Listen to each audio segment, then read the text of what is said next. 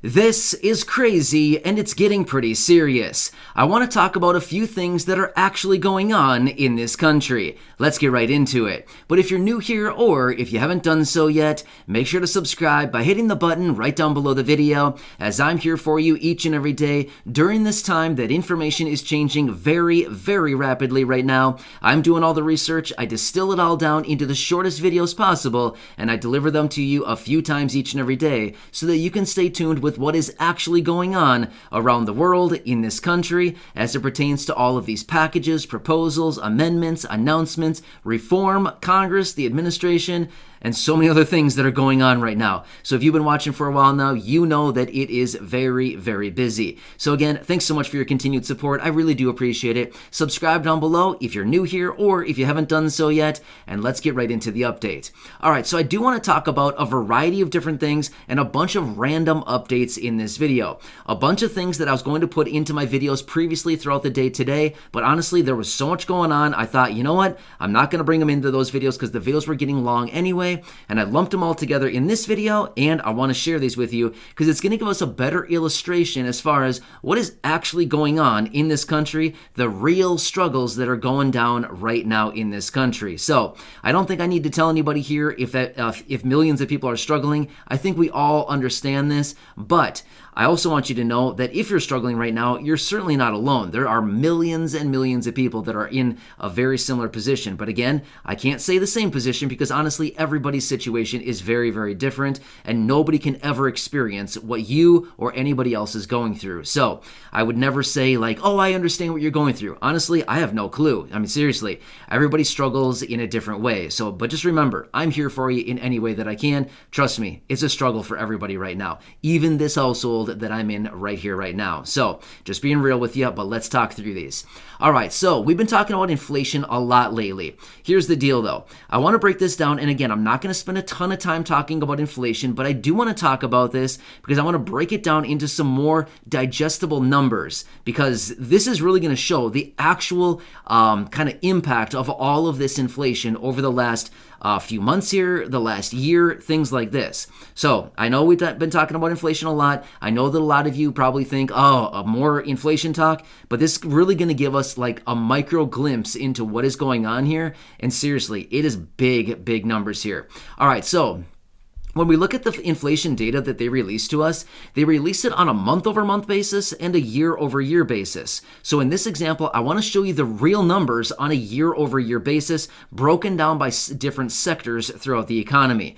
And this is not going to be too surprising by any glimpse. So here, let's run through some of the numbers. On a year-over-year basis, according to the last inflation data report that just came out it was yesterday. It just came out yesterday morning. This number came out, and energy is up 27% year over year. So 1 year ago, from this past month, energy is up 27%. So my point is, if you spent, say, $100 on energy last year, you're now spending $127 on the same old thing this year. That is called massive inflation, right? Well, check this out. It gets even worse with other products. So that is energy up 27%. New cars are up 12%. Again, not too bad, but still very, very high. Used cars, 40%. Gasoline that we put in our cars, new cars, old cars, whatever kind of cars, this is up over 50% in the last 1 year alone. So if you were paying, say, $2 a gallon for one gallon of gas a year ago, you're now paying $3 a gallon. But we all know the national average right now is quickly approaching $3.50 per gallon. So these are just some real numbers. When it comes to food prices, again, all over the board, food was up between 6 and 10% across the board. Now remember, this is an aggregate, so it's an averaged price across a bunch of different products in a basket when it comes to foods, right? So one food item might be up 1%, one might be up 7%, another one might be up 17%, and another one might be up 27%. But as we put them all together and average it out, it's between 6 and 10% food across the board. So again, going back to that example, 1 year ago, if you went out to the grocery store, you filled up your cart, a basket, you filled up your cart full of basket of foods, you're paying between 6 and 10% more. So if you spent $100 a year ago, you're now paying between $106 and $110 for the same things you bought a year ago. Same old things, and honestly, the packaging is probably smaller these days, right? You're probably getting less when it comes to the package sizes, ounces, things like that, for the same old price, or actually about 6 to 10% more. So this is real inflation.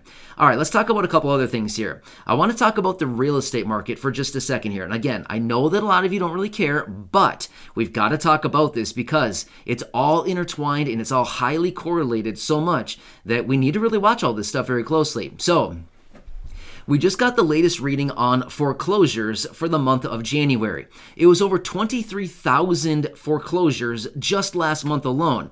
These are on, like single-family homes, things like this. 23,000 foreclosures in that month. To put it into perspective, this was actually up 29% over the month prior, December. So from December to January, foreclosures went up 29%. When we look at it on a year-over-year basis, the foreclosures numbers that we saw from the month of January were up 139% year over year. So the month, January of 2021 was, January 2021 up until January 2022, foreclosures increased by 139% in 1 year. Month over month, or you know what I mean? Like year over year in compared to the same month. That's massive. That's unbelievably huge. So what does all of this tell us? The inflation's running crazy. Foreclosures are coming in hot right now. What is this telling us? It's simply telling us that people don't have the money to pay their bills. They don't have the money to pay their mortgage. Things like this. So what are people doing? Well, if you can't pay it, you simply can't pay. You can't make money out of thin air, right? You can't snap your fingers and, have a bunch of money. You can't pull out your money growing tree and print out a couple hundreds. You can't do that stuff. So people simply don't have the money right now to pay the mortgage, to pay the bills, to pay all the utilities, things like this. And therefore, unfortunately, they're foreclosing. And that's a really sad situation. That is one of the worst things. Foreclosure and evictions from rent. I mean, honestly, when it comes down to food and stuff like that, I mean, at the end of the day, hopefully we could get food from a family member, a friend, a neighbor, a food pantry, something like that. But really, when it comes down to housing, that's a scary one, right? So, I mean, ultimately, somebody can't just come by and hand you a house and be like, here you go, here's a house for you to live in, right? It doesn't really work that way, unfortunately. But another scary thing. So let me walk through some other numbers here again, and this will actually point out what is leading to all of this inflation. Well, let me take that back for a second. Not necessarily all the inflation, but this is a huge contributor to the inflation, along with many other factors, which we can talk about here in just a second. These are some massive numbers as well. So from 2020 to 2022, in a 2-year period, the money supply, now again, this is going to get kind of deep here, but just stick with me. It should make it pretty kind of easy to understand here. I'll try to walk it through kind of in easy terms because it does get a little bit complicated. So the money supply, let me tell you what this means. The money supply is the amount of money circulating in the economy, like the total amount of dollars, supply of money, like how many dollars are floating around in the economy. Well, as of early 2020, there was $15 trillion of money supply. In other words, just how much dollars, total dollars outstanding, floating around out in the economy. $15 trillion was the money supply.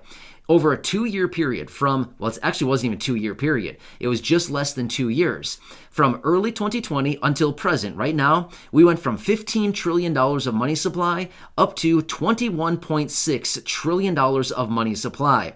So we increased the money supply by $6.6 trillion.